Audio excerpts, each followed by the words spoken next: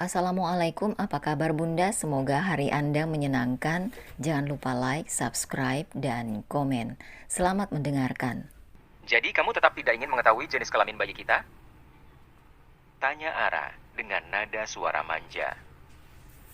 Dia mencium pipi Rendra.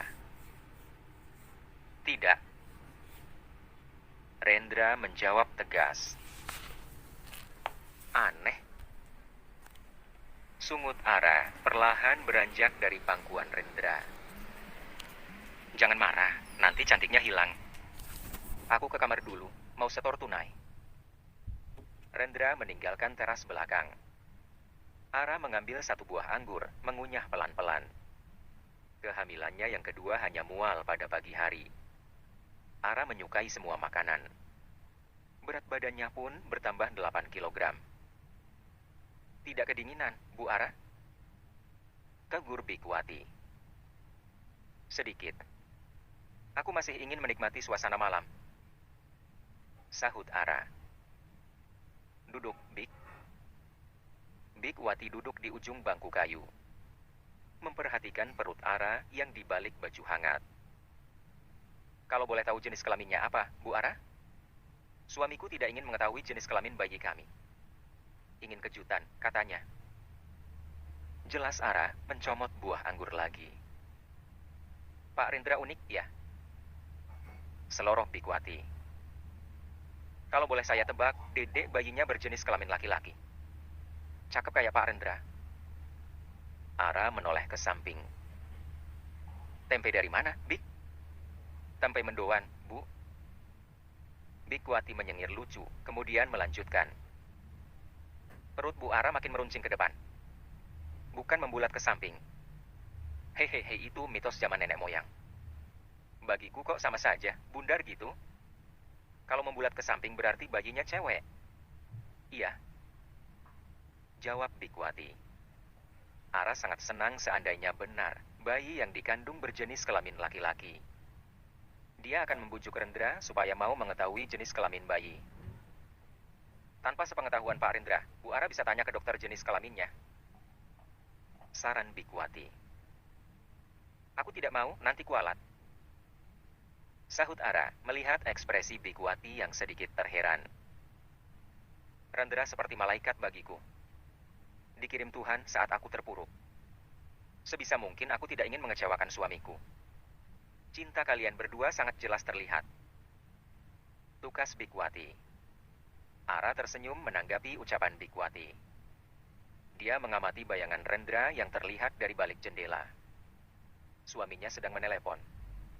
Sementara di dalam villa Rendra sedang bicara dengan Vina. Wajah lelaki itu tampak berang. Jangan sampai Ara tahu, turunkan berita itu. Katanya. Temui Lastri. Kalau aku berada di Jakarta, aku yang akan datang langsung ke rumah mereka. Ancam mereka. Rendra menurunkan ponsel. Uang tidak akan pernah cukup untuk manusia seperti Lastri. Seandainya bukan perempuan yang sudah berusia di atas 50 tahun, Rendra sendiri yang akan mematahkan tulang kaki Lastri. Lastri bicara dengan salah satu pencari berita, menyebarkan kebohongan kalau dirinya dan Ara tidak memperbolehkan Bayu bertemu Zora. Ada masalah? Tanya Ara, yang sudah berdiri tidak jauh dari Rendra. Urusan pekerjaan. Jawab Rendra, berbohong. Dia akan segera menyelesaikan masalah. Dia tidak ingin isinya terbebani oleh kelakuan Lastri yang belum berubah. Ara percaya, dia lalu ke kamar mencari ponselnya. Yang tadi berada di atas meja lampu. Ara mencari ke semua sudut kamar. Karena tidak ketemu dia keluar kamar. Bikwati, lihat ponselku. Ara bertanya pada pengasuh putrinya itu. Tidak lihat, Bu Ara. Rendra mengalihkan perhatian Ara yang cemas. Biar aku yang mencari ponselmu, lebih baik sekarang kamu tidur. Aneh, kok bisa hilang? Ara berpikir keras. Di ponsel ada kontak klien dan... Ibu hamil yang tenang, yakin besok pagi ponselmu ketemu. Tarik napas, hembuskan. Ujar Rendra, merangkul bahu istrinya. Kamu yang sembunyikan ponselku, ya? Ngaku. Kelit Rendra. Sebenarnya dia memang mengamankan ponsel milik Ara untuk sementara. Ara merebut ponsel Rendra, menelepon nomor ponselnya sendiri. Tetapi tidak ada nada sambung. Ara juga memperhatikan Rendra yang biasa saja. Vina dan 2 orang lelaki bertubuh besar berada di rumah reporter bernama Hilman. Perempuan itu melempar amplop coklat ke wajah Hilman yang ketakutan. Gara-gara ulahmu, aku tidak bisa menikmati tidur. Vina menaruh telapak kakinya yang mengenakan sepatu bot hitam di pundak Hilman. Kamu lupa siapa Rendra Ardawangsa? Aku tidak akan mengulanginya. Aku didatangi nenek tua dan terpengaruh. Suara Hilman menunjukkan dia sangat ketakutan. Bosku masih berbaik hati mengganti uang yang kamu berikan pada nenek tua itu. Tapi tidak ada kesempatan kedua. Vina menurunkan kakinya. Berlalu dari ruangan yang temaram itu. Dia juga harus mengerahkan orang yang ahli IT untuk menghapus jejak berita. Kemudian Vina menuju rumah kontrakan Bayu. Sesampainya di sana, perempuan itu tidak mengetuk pintu. Melainkan menyuruh salah satu bodyguard mendobrak pintu. Ketiga orang yang berada di dalam rumah terkejut dengan kedatangan Vina. Tanpa basa-basi, dia mencengkeram kuat kedua bahu Lastri yang sedang makan mie instan. Menancapkan kuku-kukunya yang panjang. Kalian siapa? Dewi yang sedang hamil tua merasa ketakutan setengah mati. Lepaskan ibuku! Teriak Bayu. Vina mengangkat tubuh Lastri yang kemudian dihantamkan ke dinding, tetapi tidak keras. Kedua tangan Vina beralih pada leher Lastri. Nenek tua, jika ingin masih bernapas, jangan berbuat macam-macam pada Pak Rendra. Kata Vina. Lastri mencoba lepas dari Vina. Dia tidak bisa bernapas. Lalu, Vina mendorong tubuh Lastri ke ubin. Beralih menatap Bayu. Nasihati ibumu supaya tidak menyebar berita bohong. Aku tidak mengerti.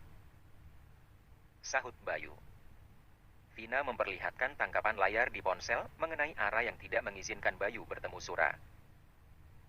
Sudah mengerti, Pak Bayu? Vina menarik napas, lantas meregangkan otot lehernya. Kedua tangannya kemudian bertumpu di meja. Aku bisa melenyapkan ibumu tanpa bekas. Pungkas Vina. Setelah kepergian Vina, Lastri dengan tubuh gemetar duduk di kursi. Perempuan gila, aku akan melapor. Cukup, Bu. Ibu tidak kapok. Bayu sangat geram.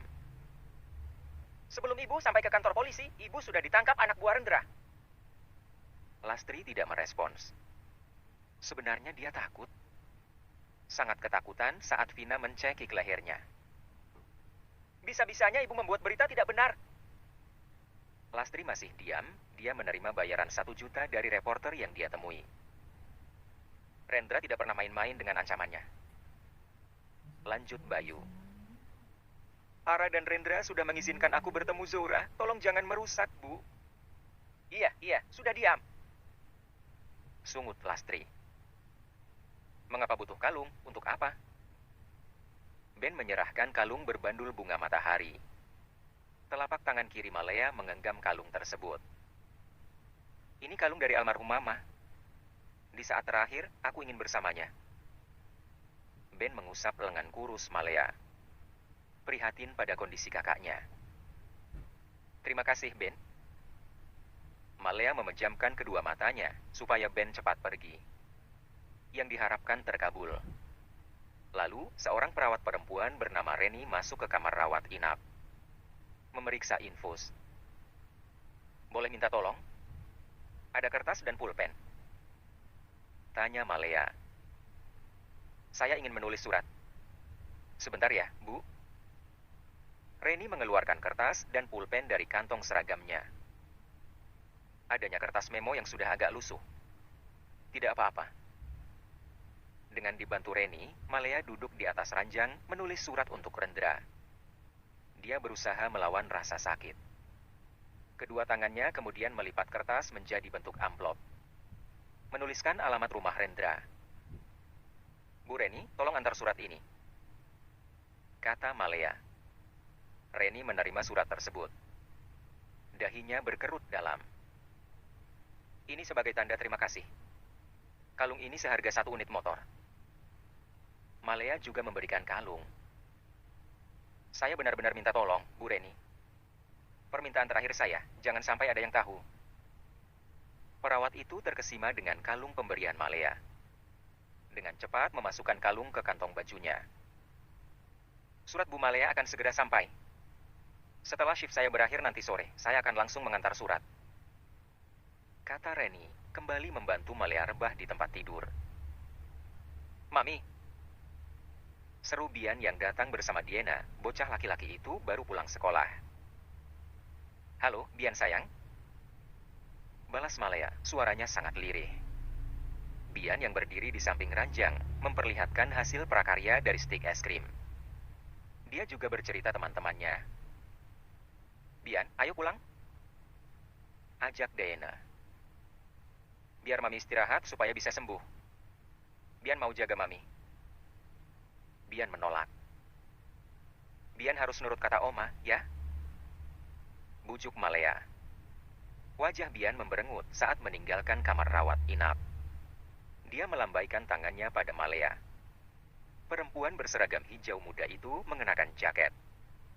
Berjalan menyusuri lorong rumah sakit menuju tempat parkir motor. Dia kembali membaca alamat surat.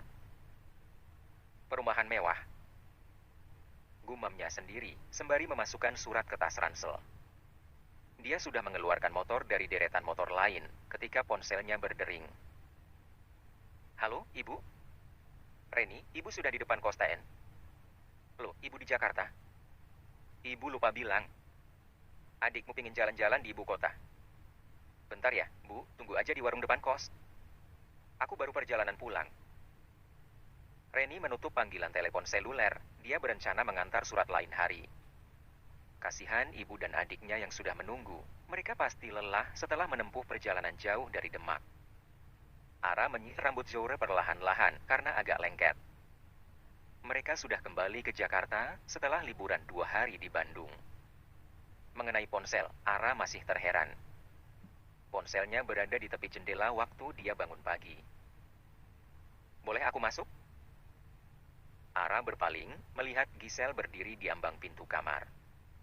Ara tidak pernah bertemu Giselle sejak menikah. Perempuan itu juga tidak datang waktu pernikahannya dengan Rendra. Silakan. Halo, Zo, aku Tante Giselle. Giselle menyapa Zora. Halo, Tante Isel. Balas Zora yang kemudian keluar bersama Bikwati setelah Ara memberikan kode. Giselle duduk di sisi ujung ranjang. Aku minta maaf untuk masa lalu. Dulu aku sangat bodoh, terbutakan oleh cinta dan gairah sesat. Aku kasar padamu, menghina dan mencaci. Ucapnya penuh penyesalan. Ara tertawa getir. Kita bucin pada laki-laki yang tidak tepat. Dan itu memberikan pelajaran hidup bagiku. Tukas Giselle. Aku harap kamu bisa memaafkan aku, Ara. Masa lalu untuk pembelajaran, masa sekarang semoga menjadi pribadi yang lebih baik. Kata Ara. Iya. Giselle tersenyum simpul. Aku pergi dulu. Selamat untuk kehamilanmu. Demi Rendra dan hubungan persaudaraan di antara suaminya dan Giselle, Ara mencoba berdamai dengan masa lalunya. Sekarang dia sudah dilimpahkan kebahagiaan, suami yang mencintainya, putri yang menggemaskan, dan bayi yang di dalam kandungan. Ara yang berdiri di depan jendela kamar, memperhatikan mobil Giselle yang meninggalkan halaman rumah. 2 menit kemudian, dia kembali di meja kerjanya. Memulai pekerjaan yang terjeda setelah libur panjang untuk pemulihan. Dia baru berhenti ketika malam mulai mengubah sore. Ara akan menyiapkan makan malam untuk Rendra dan Zora. Hei. Sapa Rendra mencium kening lalu perut Ara. Hei juga. Balas Ara. Apa yang kamu bawa? Aku tadi mampir ke toko perlengkapan bayi. Membeli beberapa baju dan kaos kaki kecil. Rendra mengeluarkan barang-barang yang dia beli dari dalam paper bag. Ara melihat setelan biru tua. baju hangat rajut biru langit, topi berwarna navy, juga sepasang kaos kaki biru muda. Biru semua. Alis Ara terangkat. Katanya beli baju dan perintilannya warna netral saja. Itu peranakan biru. Rendra berjongkok di depan Ara, mencium kembali perut istrinya. Hei, jagoan kamu harus seganteng papa, ya? Cerdas dan bijak seperti bunda. Kerut-kerut di kening Ara makin bertambah. Dari mana tahu bayi kita cowok? Kepala Rendra mendongak. Dokter Alexander, aku tadi bertemu dengannya di rumah sakit. Dia tertawa mengejek saat aku tanya jenis kelamin dedek bayi. Jelasnya. Ara mengulum senyum. Kenapa berubah pikiran? Kasihan sama kamu yang tiap hari kepikiran terus. Kedua tangan Ara merangkup pipi Rendra, mencium bibir suaminya dengan lembut. Lalu berkata, siapkan nama, Papa. Nama apa yang cocok? Ara mengedikkan kedua bahunya. Bisa tanya pada pembaca. Mungkin. Bab 41, Memori dan Kedatangan Dewi. Sepertinya Paman harus pensiun. Menikmati hari tua, jalan-jalan pagi bersama gemoy. Kata Rendra, yang dimaksud gemoy adalah kucing Persia berhulu coklat peliharaan Handoko. Lelaki tua yang berbaring lemah di tempat tidur, terkekeh. Sebenarnya kucing itu bernama Gerald. Karena kucing itu terlalu gemuk, Paman. Rendra melihat si gemoy yang duduk di pinggir jendela. Rendra, jika terjadi sesuatu padaku, tolong jaga Giselle. Pinta Handoko. Giselle sudah dewasa, Paman. Bukan gadis kecil. Sahut Rendra. Tapi kelakuannya kadang masih labil, Ren. Helaan napas keluar dari mulut Handoko. Aku akan mengundurkan diri. Benar katamu, aku lebih baik jalan-jalan pagi bersama gemoy. Biar dia bisa turun berat badannya. Rendra menepuk kaki Handoko, kemudian berpamitan. Dia berjalan keluar kamar. Di ujung bawah tangga, Rendra berpapasan dengan Giselle. Hei, calon ayah. Sapa Giselle. Calon ayah? Aku sudah menjadi ayah sejak menikah dengan Ara, Giselle. Ups, maafkan aku. Ada Zora. Sorry. Giselle mengerutkan hidungnya. Aku dengar dari salah satu teman, Malea dirawat karena mengidap kanker. Kondisinya makin memburuk. Rendra tidak tahu harus mengucapkan apa. Dia hanya merasa iba dan prihatin. Kasihan anaknya masih kecil. Komentar Giselle. Masih ada Max. Oh iya, aku ingin kamu mengisi posisi Paman setelah dia mengundurkan diri. Kata Rendra. Beneran? Kamu itu pintar. Cuma bodoh dalam hal cinta. Sudah selesai urusan perceraian. Sudah. Kehilangan bayi membuatku sempat down. BTW, terima kasih masih mempercayaiku. Giselle tersenyum lebar. Aku sayang kamu, Ren. His, geli. Ujar Rendra melangkah kakinya menuju halaman rumah. Rendra melajukan mobilnya sendiri karena Nico sedang sakit. Dia menuju tempat futsal karena sudah ada janji dengan teman. Hari menjelang sore kala Rendra memarkirkan kendaraannya. Dia turun sambil menenteng tas olahraga. Baru beberapa langkah, Rendra berpapasan dengan Max. Keduanya tidak saling menyapa. Karena Max berderap cepat sambil menelepon. Seorang teman yang mengenal Rendra dan Max memberitahu bahwa istrinya Max meninggal dunia. Istrinya sakit malah kongko-kongko dan main basket. Komentar Huan. Kan, jadinya tidak bisa mendampingi di saat terakhir. Esti, mungkin Max perlu mengistirahatkan tubuh dan otak sejenak. Sahut Damien. Rendra yang mendengar perbincangan mereka tidak ikut serta menimpali. Tidak menyangka, Malea meninggalkan dunia fana di usia menjelang 30 tahun. Dia jadi teringat kenangan manis sekaligus getir bersama Malea. Lebih tepatnya terlalu pahit sehingga tidak ada rasa manis yang tertinggal. Dia ingat untuk pertama kalinya melanggar aturan Tuhan, bercinta dengan Malea setelah acara pertunangan. Rendra yang menyesali perbuatannya mengubah rencana pernikahan. Yang sebelumnya akan diselenggarakan 6 bulan lagi, dia mempercepat pernikahan. Khawatir Malea akan mengandung benihnya. Selama jeda waktu menuju akad, Rendra tidak menyentuh Malea lagi. Kok sebulan lagi, Ren? Aku pesan gaun jadinya 3 bulan lagi. Itu gaun impianku.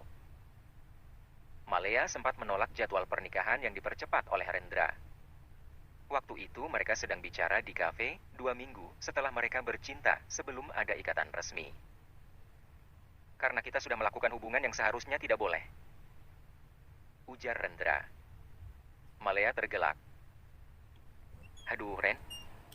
Kamu jadi cowok jangan sok polos gitu, deh. Hal seperti itu wajar saja. Tidak bagiku, Li. Aku menyesalinya. Tetapi kamu menikmatinya, Rendra. Ejek Malea. Aku pulang dulu. Aku tidak ingin pernikahan dipercepat. Bagaimana kalau kamu hamil? Rendra mencekal lengan Malea. Aku tidak ingin nama baikmu tercoreng gara-gara aku. Rendra, kalau hamil, yang slow aja. Orang tidak akan peduli. Paling mereka akan menggunjing di belakang. Udah, kita bicarakan kapan-kapan. Aku ada urusan penting. Malea menepis tangan Rendra. Perempuan itu berjalan cepat keluar kafe.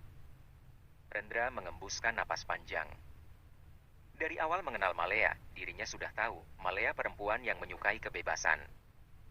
Rendra jatuh cinta, sejatuh-jatuhnya di pelukan Malea. Malea.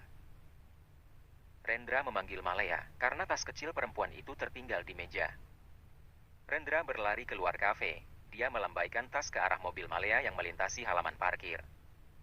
Tetapi rupanya Malea tidak melihat. Terpaksa Rendra menembus hujan deras berlari ke mobil. Dia mengikuti Malea dari belakang. Mau kemana dia? Gumam Rendra yang heran karena Malea tidak menuju apartemen. Rendra makin penasaran karena mobil Malea memasuki gedung apartemen lain. Dia berpikiran, Malea menemui seorang teman. Tas dompetmu tertinggal, Rendra mengirimkan pesan. Simpan dulu saja, balas Malea. Karena punya waktu luang, Rendra memarkirkan mobilnya. Kebetulan Max tinggal di gedung apartemen tersebut. Maximilian Arsenio, seorang pengusaha restoran yang kaya raya. Ketimbang dirinya yang baru merintis usaha di bidang retail yang diwariskan kedua orang tuanya. Usaha yang sempat berhenti. Saat hendak turun dari mobil, Rendra melihat Max dan Malea berjalan melintasi mobilnya. Dia syok melihat keduanya bergandengan tangan mesra. Di tengah kegalauan, Rendra mengikuti mobil sedan hitam milik Max. Mobil itu berhenti di depan rumah Max yang baru jadi. Pikiran Rendra mulai berkecamuk. Tidak mungkin sahabat dan tunangannya bermain di belakang. Rendra turun, berjalan ke arah rumah Max. Tidak menghiraukan hujan yang membasahi tubuhnya. Karena kediaman itu tidak berpagar, Rendra bebas memasuki halaman. Dia berjalan ke samping rumah. Dia hafal karena sering diajak Max. Namun, kedua kakinya berhenti di depan jendela besar. Hati lelaki itu terasa nyeri kala melihat dua orang yang dikasihi. Berpelukan dan berciuman. Dunia seakan berhenti total. Saat tersadar, Rendra sudah memecahkan kaca jendela dengan batu. Memori itu berhenti karena sapaan seorang teman. Rendra mengenyahkan pikiran masa lalu. Dia sekarang sudah menata kehidupan yang sempat berantakan. Seusai prosesi pemakaman, Max duduk di sofa panjang ruang keluarga. Bian yang antara mengerti dan tidak mengerti, duduk di sebelahnya. Dedi, kenapa Mami ditinggal sendirian? Mami kedinginan tidak? Tidak, Bian. Jangan khawatirkan Mami. Max merengkuh bahu kecil Bian. Mami kapan pulang? Mami tidak bisa pulang. Bian mau makan apa? Tanya Max, karena hari sudah merambat siang. Bian tidak mau makan. Bian berlari masuk ke dalam kamarnya. Bian! Panggil Max. Max, biarkan saja. Sergah Diana yang muncul dari arah dapur membawa 2 cangkir kopi. Bian masih kecil, dia belum memiliki emosi yang stabil. kata Diana mengulurkan cangkir pada Max. Max menerima cangkir, lalu duduk bersandar pada punggung sofa. Pikirannya rumit, hatinya antara sedih dan lega. Mengingat kenangan lampau bersama Malea. Mengingat hari saat berkelahi dengan Rindra hanya gara-gara seorang perempuan. Perempuan yang membuat Max bertekuk lutut, walaupun sudah tahu perempuan itu kekasih sahabatnya sendiri. Malea yang atraktif dan seksi dengan pesona kecantikan yang paripurna. Di bawah hujan, dia berkelahi dengan Max. Saling memukul, saling menendang. Hingga akhirnya sama-sama tidak berdaya. Wajah babak belur dan berdarah. Maaf, Ren. Aku memilih Max. Ucap Malea. Sejak kapan kalian berhubungan? Rendra mengusap hidungnya yang berdarah. Baru hari ini kami berciuman. Kami sama-sama memendam perasaan. Maafkan kami, Ren. Max menatap bilur-bilur luka yang nampak jelas di mata Rendra. Hari itu juga hari terakhir Max bicara dengan Rendra. Dan seperti tidak punya rasa salah. Setelah Rendra pergi, lalu dirinya diobati Malea yang berlanjut di atas ranjang. 1 bulan kemudian, Max dan Malea menikah. Pernikahan yang awalnya sangat indah, Malea mengandung yang dia kira benihnya. Namun, terbongkar saat Malea melahirkan Bian. Usia kandungan yang ditutupi Malea. Max. Tegur Diana. Apa yang kamu pikirkan?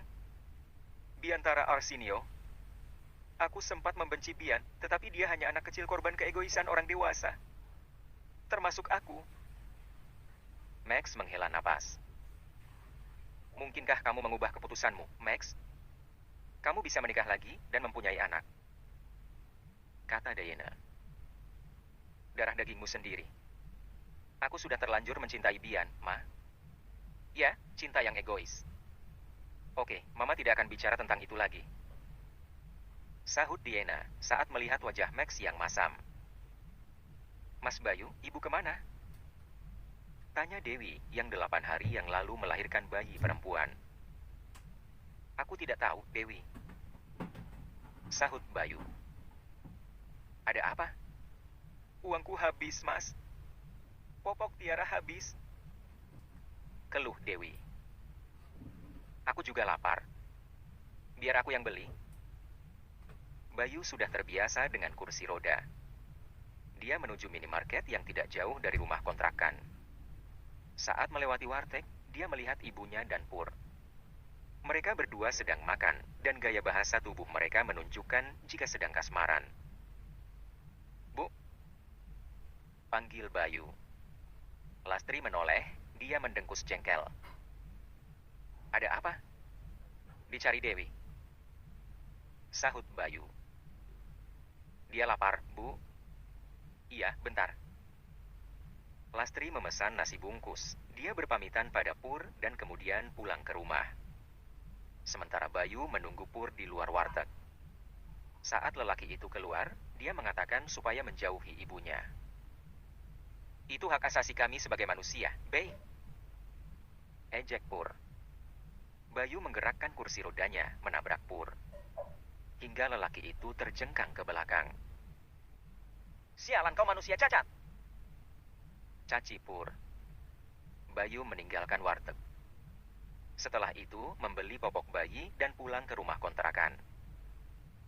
Kamu tuh udah sehat, Dewi. Bisa masak sendiri. Jangan manja. Teriak Lastri. Dulu ibu bisa mengurus diri sendiri setelah melahirkan. Lastri memberikan uang sejumlah 1 juta pada Dewi. Perempuan itu lantas mengepak pakaiannya ke dalam tas. Ibu mau pergi. Pusing dengan kalian berdua. Kata Lastri. Bu, jangan pergi. Cegah Dewi. Ibu, Pur itu hanya memanfaatkan ibu. Sadar, Bu. Bayu ikut berteriak. Pur sayang sama ibu. Ujar Lastri, dia tidak bisa dihalangi. Perempuan tua itu keluar rumah. Mas, bagaimana ini? Bayu keluar mengikuti ibunya. Akan tetapi, orang suruhan Pur menghalangi Bayu. Kursi roda Bayu didorong di jalan yang menurun, menyebabkan Bayu tidak sadarkan diri. "Adik bayi bergerak," ucap Zora senang. Dia sedang merebahkan kepalanya di perut Ara. "Adik mengajak Zo bermain bola," celetuk Ara. Zora menegakkan kepalanya. "Zo ingin adik cewek? Bisa main boneka. Papa mau kok diajak main boneka." Timpal Rendra yang baru keluar dari kamar mandi. Zora turun dari tempat tidur, berlari keluar seraya berteriak. "Zo mau bobo?" Rendra mengikuti Zora ke kamar sebelah. Gadis kecil itu sudah berada di balik selimut. "Sudah gosok gigi?" tanya Rendra lembut. "Sudah, Papa." Zora menjawab dengan logat lucu. "Mau Papa bacakan cerita?" "Tidak mau." Rendra mematikan lampu utama. Hanya menyisakan satu lampu meja. Dia mencium kening Zora lembut. "Selamat malam, Princess." Langkah Rendra kembali ke kamarnya. Lelaki itu yang gantian berada di perut Ara. "Aku sudah tidak sabar menunggu dia lahir," kata Rendra, tangan kanannya bergerak nakal, menyusup di paha Ara. "Rendra, jangan nakal. Tidak ada kabar dari Bayu. Bukankah harusnya 3 hari yang lalu dia datang bertemu Zora?" tanya Rendra, mulai menurunkan celana dalam Ara. "Aku tidak tahu." Ara menahan tangan Rendra. "Bagaimana kalau Zora kesini lagi?" Protesan itu diabaikan Rendra. Dia mulai mencium leher Ara dengan gemas. Dia mengumpat ketika pintu kamar diketuk. Sementara Ara membenarkan letak daster yang tersingkap akibat ulah Rendra. "Pak Rendra, ada Dewi," kata Vina setelah pintu kamar terbuka. "Katanya ingin bertemu Bu Ara. Dia berada di teras rumah." "Maaf, saya tidak berani mengizinkan Dewi masuk rumah." Ara turun dari pembaringan. Dia melangkah keluar kamar bersama Rendra. Dewi tampak berdiri di dekat pilar rumah. "Ada apa, Dewi?" tanya Ara. "Malam-malam begini datang." "Mbak Ara, aku tidak tahu harus kemana." "Anakku, selamat atas kelahiran bayimu." Ara memotong ucapan Dewi. "Anakku sakit, Mbak. Mengalami peradangan pada usus. Aku lupa istilah medisnya. Sakitnya sudah parah dan memerlukan tindakan pembedahan," kata Dewi terisak menangis. "Ibumu kan punya uang banyak," ujar Ara dingin. Hatinya tidak tersentuh. "Ibu pergi dan tidak bisa dihubungi. Mas Bayu mengalami cedera karena terjatuh. Aku tidak punya asuransi, Mbak. Aku juga tidak punya uang. Aku tidak tahu harus bagaimana. Anakku sedang..." Dewi makin terisak dalam. Ara masih bergeming. Ingatan terlempar saat Zora sakit, saat dia meminta bantuan. Tidak ada yang menolong. Hanya hinaan yang dia terima dari Lastri dan Dewi. Bab 42, Teror Mimpi. "Tolong, Mbak Ara."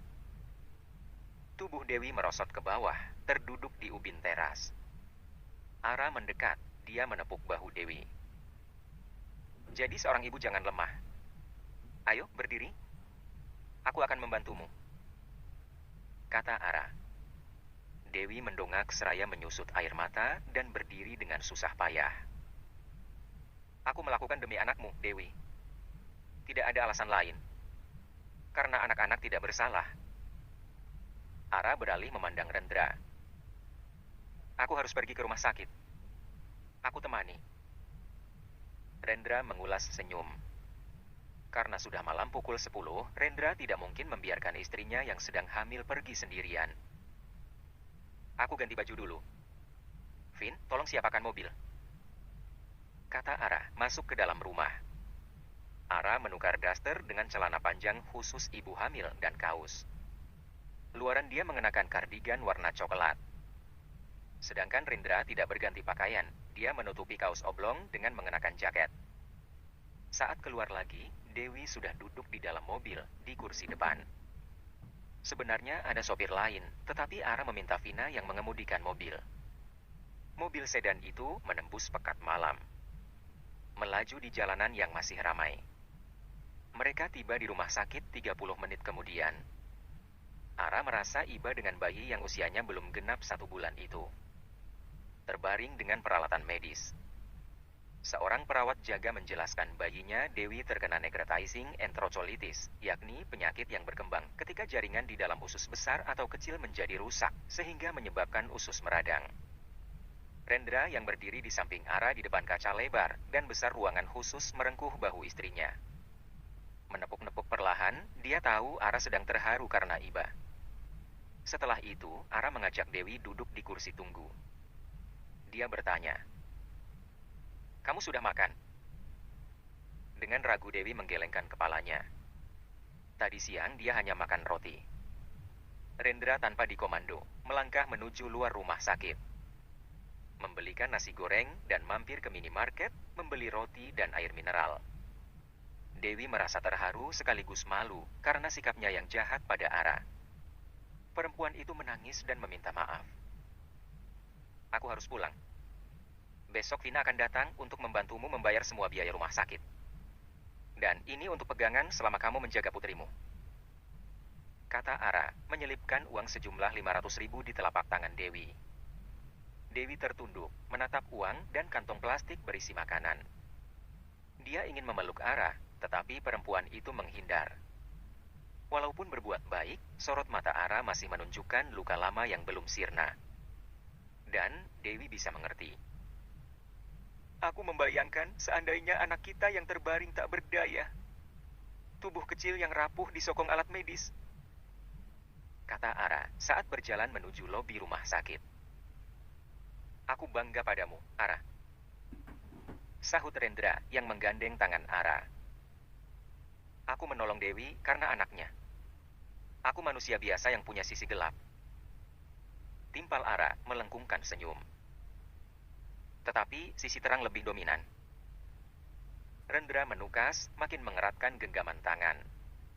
Ara menggandeng lengan Zora keluar ruangan setelah sesi bermain dan belajar selesai. Saat melintasi halaman sekolah yang penuh dengan berbagai mainan untuk anak-anak, dia melihat Bian duduk sendirian di bangku yang berada di bawah pohon. Bocah laki-laki itu menundukkan kepalanya. Karena merasa penasaran, biasanya melihat Bian yang ceria dan riang Ara menghampiri Bian. "Hei, Bian." Ara menyapa. Betapa terkejutnya Ara kala Bian mendongak. Pipi gembul milik Brian basah oleh air mata. "Bian kenapa? Jatuh, nak?" tanya Ara, khawatir. "Bian kangen Mami," sahut Bian lirih mengusap ingus di hidung dengan lengan kemeja seragam. Ara meminta Zora duduk di sebelah Bian, sementara dirinya mengambil tisu dari dalam tas ransel milik Zora. Dengan lembut, Ara menyeka air mata yang bercampur dengan butiran pasir di pipi Bian. Dia lalu membersihkan telapak tangan Bian yang kotor oleh pasir.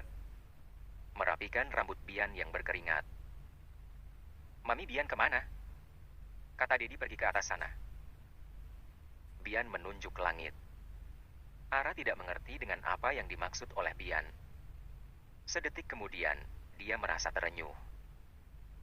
"Kalau begitu, Mami Bian mengawasi Bian dari atas sana. Mami Bian pasti ikut sedih karena Bian nangis," kata Ara. "Apa boleh Bian ikut pulang ke rumah Zoe?" pinta Bian. Lain waktu saja ya, Bian. Bian hari ini masih sekolah. Bian juga harus izin Dedi dulu." Ara mencoba memberi pengertian. "Bian sendirian di rumah. Dedi kerja, Oma sibuk," keluh Bian. Ara menghela napas panjang. Guru Bian yang sering dipanggil Miss Herta mengajak Bian supaya masuk ke kelas. "Gak mau," tolak Bian. "Aku mau sama mamanya Zoe." Bian menjerit dan menangis. Sehingga membuat Ara membuat keputusan membawa Bian pulang. Sebelumnya dia telah meminta nomor ponsel Max pada guru kelas Bian. "Maminya baru 8 hari yang lalu meninggal," ucap Herta. Mungkin sampai kondisinya membaik Bian tidak perlu masuk sekolah. Kadang bermain bersama teman bisa melupakan kesedihan. Tetapi sepertinya tidak berlaku untuk Bian. Selamat pagi menjelang siang, Pak Max. Sapa Ara melalui sambungan telepon seluler. Ya, siapa ini? Ara. Apa boleh saya membawa Max pulang ke rumah saya? Karena... Tidak boleh. Suara Max terdengar marah. Aku akan ke sekolah. Panggilan telepon langsung dimatikan oleh Max. Ara melihat Herta. Pak Max tidak mengizinkan. Ara duduk di sebelah Bian yang sudah tenang. Menunggu Max menjemput Bian. Zora sama sekali tidak rewel. Gadis kecil itu memegang tangan Bian. Max datang ke sekolah 40 menit kemudian. Lelaki yang mengenakan setelan jas hitam langsung menarik tubuh Bian. Bian tidak mau masuk ke kelas, Pak. Jelas Herta. Ara, aku tahu niatmu baik. Tetapi, lain kali tidak usah pedulikan anakku. Kata Max yang langsung berlalu pergi sembari menggendong Bian. Ara tidak mengerti mengapa Max terlihat sangat marah dan gusar. Istri seorang pengusaha seperti Rendra masih mau datang ke rumah klien. Telaten mengukur jari dan pergelangan tangan. Komentar Ida yang memperhatikan Ara sedang mencatat sesuatu. Saya suka pekerjaan yang bisa bertemu orang banyak. Tukas Ara. Kamu bisa membuka toko sendiri. Pastinya bisa dong. Uang Rendra kan banyak sekali. Tidak untuk saat ini, Bu Ida. Saya masih suka keluyuran. Ara berkelakar. Benar-benar perempuan yang tidak memanfaatkan suami. Ara hanya mengulas senyum. Tentu saja dirinya bisa memanfaatkan Rendra sampai titik darah penghabisan. Seusai dari rumah Ida, Ara meminta Pak Her sopirnya ke minimarket. Dia ingin menemui Dewi. Menyuruh mantan adik iparnya menunggu di teras minimarket. Pak Her dengan sigap membuka pintu mobil untuk Ara. Terlihat Dewi duduk di salah kursi. Ayo, ajak Ara. Dewi yang menggendong bayinya tergopoh-gopoh mengikuti Ara. Kemana, Mbak? Ikut saja. Sahut Ara yang perutnya makin membulat besar. Dewi mengikuti Ara tanpa bertanya lagi. Mereka berdua hanya berjalan sebentar. Berhenti di depan kios berukuran 3x3. Kios itu bertuliskan Dewi Laundry Pulsa Ara meminta Pak Her membuka rolling door kios. Usaha yang aku pikir cocok untukmu. Kalau warung makan, mungkin agak repot karena punya bayi. Kau sendiri tidak bisa masak, nanti pelanggannya pada kabur. Ara membuka pintu belakang kios, ada sisa lahan yang berpagar. Halaman belakang bisa untuk menjemur pakaian. Maksudnya ini apa, Mbak? Dewi melihat rak kayu, meja kursi, satu mesin cuci, meja setrika, plastik pembungkus pakaian, timbangan digital. Usaha untukmu, Dewi. Aku sudah menyewa kios ini selama 2 tahun. Selanjutnya kamu bayar sendiri. Ara mengusap perut buncitnya karena si jabang bayi bergerak. Ini nomor ponsel pemilik kios. Imbuh Ara meletakkan kartu nama di meja. Kedua mata Dewi merebak air mata. Terima kasih, Mbak. Urus perceraianmu dengan Danu. Biar tidak membelenggu kebebasanmu. Jadilah ibu yang baik. Ngomong-ngomong, Bu Lastri sudah pulang. Baik, Mbak Ara. Mengenai ibu, dia tidak ada kabar sama sekali. Aku harus pergi. Mbak Ara, kenapa baik padaku? Aku hanya ingin putrimu tumbuh dengan baik dan tidak kekurangan. Jawab Ara. Bagaimanapun Tiara masih bersaudara dengan Zora. Ara akan melangkah pergi. Perasaannya luar biasa lega. Semoga setelah ini tidak ada gangguan kembali. Perempuan itu lantas menuju ke kantor suaminya. Mengantar kotak makanan berisi buah-buahan. Ara disambut hangat oleh Rendra. Aku tidak ingin kamu kekurangan vitamin dan serat. Ara menaruh kotak makanan berwarna coklat. Mengenai ulang tahun Zora, tema apa yang dia suka? Barbie? Upin Ipin? Tanya sendiri pada anaknya. Sahut Ara. rencana ulang tahun Zora yang kedua tahun, yakni pada malam harinya acara syukuran bersama anak yatim piatu, dan keesokan harinya pada siang hari ulang tahun dengan mengundang teman-teman di sekolah. Kamu jadi modalin si Dewi? Tanya Rendra mencomot buah stroberi. Iya. Bantuan terakhir. Semoga Dewi bisa berubah. Ya, semoga saja. Pasien di ruang anggrek sudah meninggal dunia. Reni bertanya. Kamu kelamaan ambil cuti. Ibuku sakit gara-gara terjatuh di kamar mandi. Kata Reni, dia membereskan tas dan berlalu dari ruang jaga. Pukul 22,15, Reni sampai di tempat kos. Dia ingat surat dari Malea, namun lebih memilih mengabaikan. Berpikiran surat tersebut tidak penting. Setelah mandi dan berganti pakaian, Reni yang teramat lelah, segera berbaring di atas tempat tidur. Dia memeluk guling, dan tidak butuh waktu lama, Reni bisa tidur. Bu Reni, Bu Reni. Reni terbangun dengan napas tersengal-sengal seperti habis lari. Dalam mimpi, dia melihat Malea mengenakan baju putih dan melambaikan tangannya. Perempuan itu segera menyalakan lampu. Kedua matanya menyiratkan ketakutan. Reni kemudian mencari-cari surat Malea. Dia sempat kelabakan karena tidak menemukan surat itu di tas. Reni membuka buku-buku di meja belajar. Dia bernapas lega ketika melihat surat tersebut terselip di bawah lampu belajar. Tidak ingin menunda lagi, Reni melajukan motornya menuju rumah Rendra. Tidak memedulikan hawa dingin dan malam yang gelap. Dia lebih takut pada sosok Malea. Mau apa?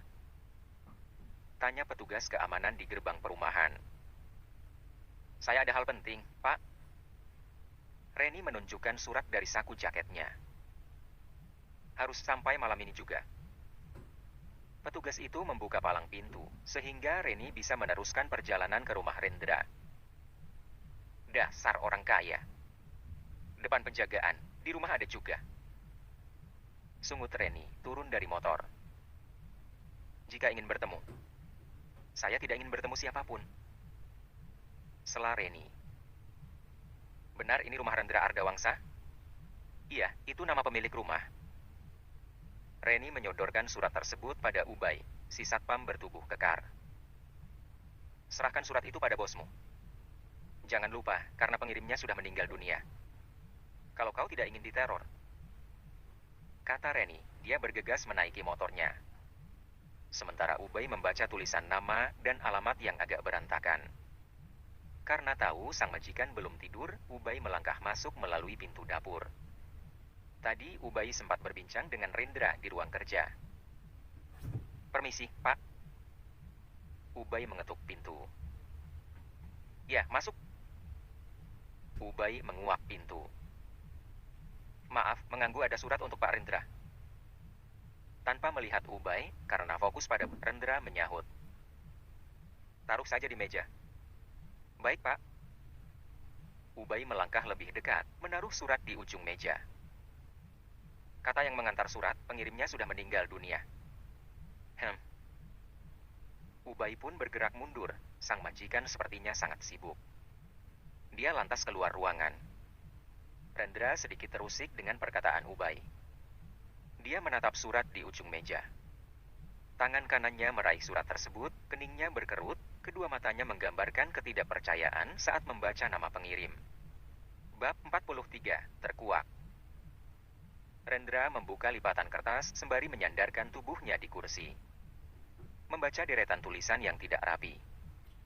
Rendra, saat kamu membaca surat dariku, mungkin aku sudah meninggalkan dunia ini. Rendra membuka lipatan kertas sembari menyandarkan tubuhnya di kursi. Membaca deretan tulisan yang tidak rapi.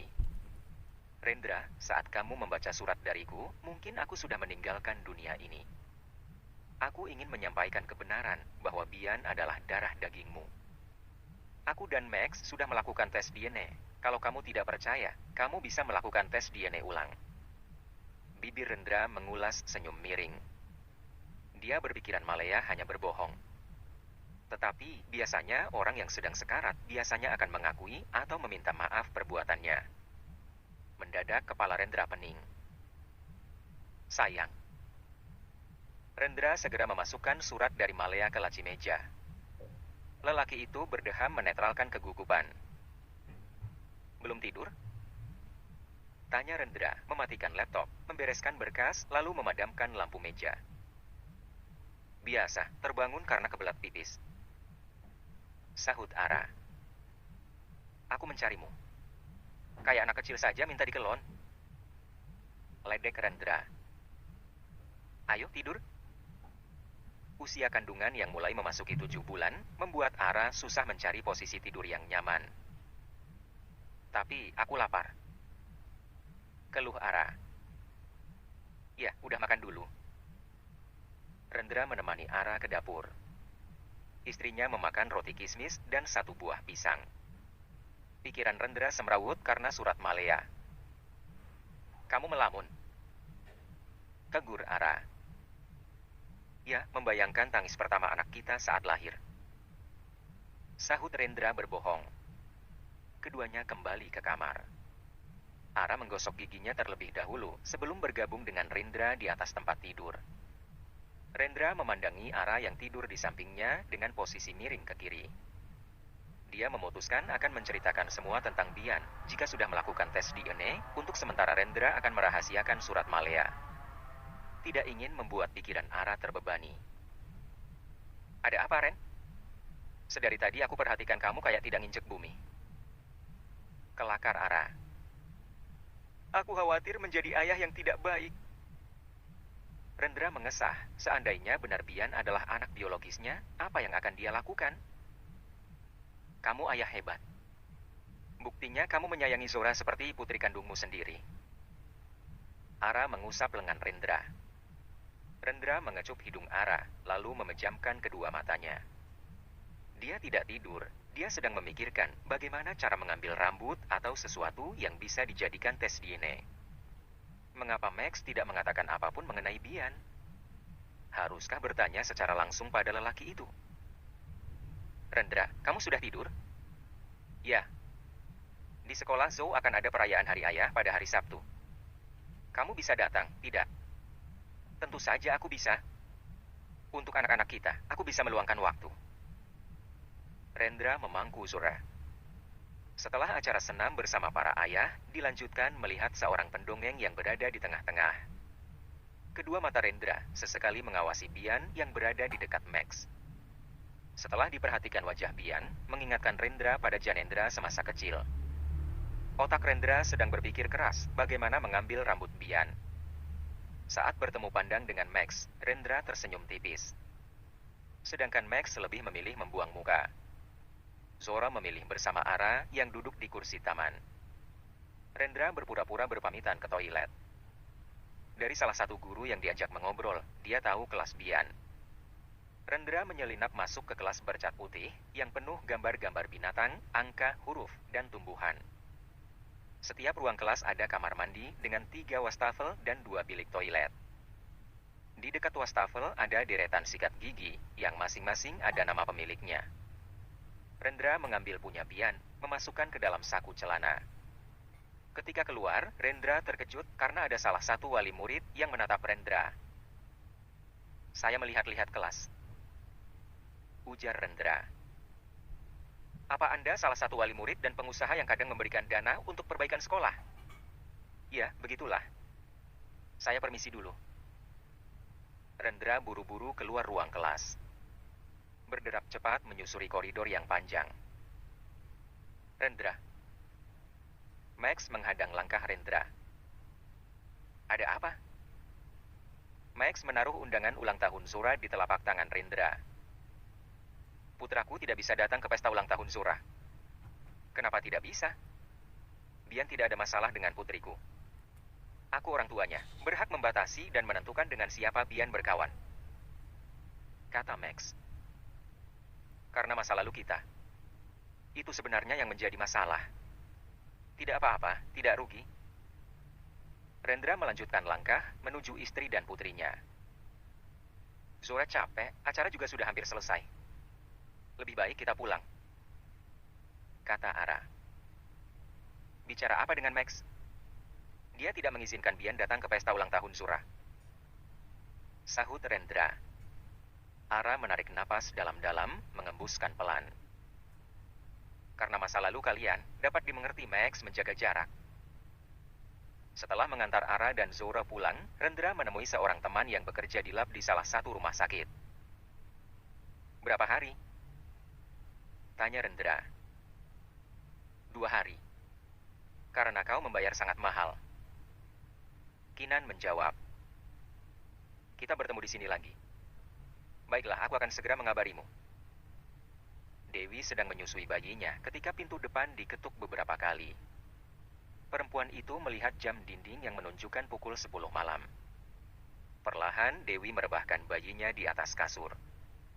Di samping kiri kanan ditaruh bantal. Dewi membenahi letak bra dan dasternya, kemudian keluar kamar. Dewi membuka pintu lebar-lebar. Dia tidak melihat siapapun, namun saat pandangannya terarah ke bawah, Dewi terperenyak kaget. Tampak Lastri terbaring di ubin teras, bibir perempuan tua itu perot ke kiri. Ibu, apa yang terjadi? Dewi bersimpuh di dekat Lastri. Pul, kuyang ajal, tipu. Lastri kesulitan bicara. Dewi membongkar tas milik Lastri. Dia menemukan obat dan hasil medis rumah sakit. Lastri terkena stroke. Perempuan tua itu ditipu habis-habisan. Saat terjatuh dan kena stroke, Lastri dibuang pur. Ibu bisa jalan? Lastri menganggukkan kepalanya. Hanya tubuh bagian kanan yang lumpuh. Dewi bersusah payah memapah tubuh Lastri masuk ke dalam rumah. Bayu yang memperhatikan dari dalam merasa geram dengan ulah ibunya. Sudah aku bilang, Put hanya memanfaatkan ibu. Sudah, Mas Bayu. Sudah kejadian. Kata Dewi, membimbing Lastri berbaring di kursi panjang. Karena ibu sangat bodoh. Sekarang tidak ada uang, dibuang. Ibu, kapan bisa berubah? Bayu tidak dapat menyembunyikan kekesalan. Jangan sok kamu, ibu kena musi, bah, diomlin. Lastri menyahut terbata-bata. Aku harap setelah ini ibu tidak berulah lagi. Ujar Babayu. Sebenarnya Dewi juga merasakan kejengkelan yang sama dengan Bayu. Namun, dia memilih menahan emosi. Lastri tetaplah ibunya. Beban Dewi bertambah selain mengurus bayi kecil, dia juga merawat sang ibu. Ara merasakan perubahan sikap Rendra yang sedikit bicara. Sering melamun, sering menghindar. Tidak sehangat biasanya. Untuk menghilangkan kebosanan, Ara menyalakan televisi. Ada acara pembukaan toko perhiasan milik seorang selebritis. Ara hampir memindah sambungan televisi saat melihat kalung dengan hiasan batu permata yang dikenakan salah satu model. Bagaimana bisa desainnya bisa sama dengan din miliknya? Ara menuju mena kerjanya. Dia ingat membuat sketsa desain kalung di buku sketsa. Dia membuka satu persatu halaman demi halaman buku sketsa. Dan tidak menemukan gambar desain. Ara terduduk di kursi, ada 2 halaman yang sobek. Tanpa bukti Ara tidak bisa berbuat apa-apa. Akibat kecerobohan menenteng buku sketsa dan laptop kemana-mana. Ara menoleh kala Rendra masuk kamar. Suaminya hanya tersenyum biasa tanpa menyapa. Kemudian masuk ke kamar mandi. Sementara dirinya melanjutkan membuka buku sketsa lain, berharap menemukan gambar desain kalung. Kenapa belum tidur? Tanya Rendra. Aku sedang mencari gambar sketsa. Kau tahu, merek Lips. Milik Jenny Halim. Kalung khusus untuk pesta, sama persis dengan milikku. Aku menggambarnya di salah satu. Sudah aku bilang, jangan menggambar di kertas. Karena kamu ceroboh. Rendra menyela ucapan Ara. Rendra. Lirih Ara tidak percaya suaminya berkata demikian. Rendra berlalu dari kamar setelah mengenakan kaos dan celana kulot panjang. Ara mengikuti Rendra sampai ke ruang kerja. Ada apa? Apanya yang ada apa? Akhir-akhir kamu berubah sikap. Sahut Ara menutup pintu ruang kerja. Itu hanya perasaanmu, Ara. Hormon kehamilan membuatmu sensitif. Kata Rendra. Katakan ada apa? Desak Ara. Perasaanku mengatakan kamu menyembunyikan sesuatu. Rendra mengusap wajahnya sendiri dengan kasar. Dia menarik laci meja, mengeluarkan 2 lembar kertas yang berbeda. Aku minta maaf, karena tanpa sengaja mengabaikanmu. Kenyataan ini membuatku tidak tahu harus bagaimana. Rendra menjajarkan 2 kertas tersebut di atas meja. Ara mendekat ke arah meja. Apa ini, Rendra? Surat dari Malaya dan hasil tes DNA. Dian adalah darah dagingku. Jelas, Rendra. Ekspresi terkejut jelas di guratan wajah Ara. Dia membaca surat Malaya terlebih dahulu, kemudian hasil DNA. Aku dan Malaya pernah berhubungan intim sekali sebelum kami menikah. Di malam pertunangan kami. Rendra menghela napas, namun rasa sesak dan pengap tidak hilang. Khawatir dengan sikap Ara. Ara menaruh kembali surat di meja. Memandang Rendra lekat. Pantas saja wajahnya mirip perpaduan antara kamu dan Janendra. Aku pikir hanya kebetulan saja. Kamu tidak marah? Suara Rendra terdengar tercekat. Marah? Itu masa lalumu. Waktu itu kita belum terikat pernikahan. Aku tidak marah. Iya, hanya terkejut. Ungkap Ara. Syukurlah. Rendra menarik napas panjang. Dari kemarin, dia ingin mengatakan yang sebenarnya, tetapi khawatir dengan reaksi Ara. Khawatir Ara akan pergi. Kalau kamu berhubungan dengan perempuan lain pada saat ini, sekarang ini. Aku sudah jadi istrimu, mengandung bayimu, dan kamu selingkuh. Ara menjeda ucapannya. Dia tersenyum sinis. Aku sudah menyiapkan tongkat bisbol. Siap memukul dengkulmu,